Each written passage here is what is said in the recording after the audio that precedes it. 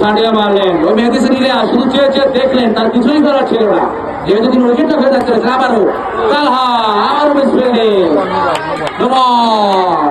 ভূমিকম্পের ওই বলাকে হিরো জানিয়ে দিলেন নো বল, অর্থাৎ বিধিসম্মত বল না করায় নো বলে ঘোষণা দিলেন ওই বলা। কিন্তু আবারও এবারে আবারও নো বল, আবারও বিধিসম্মত বল না করায় ওই অভিজ্ঞাম্পের ওই বলাকে হিরো এক হাত প্রসারিত করে জানিয়ে দিলেন নো বল, ফ্রি বল।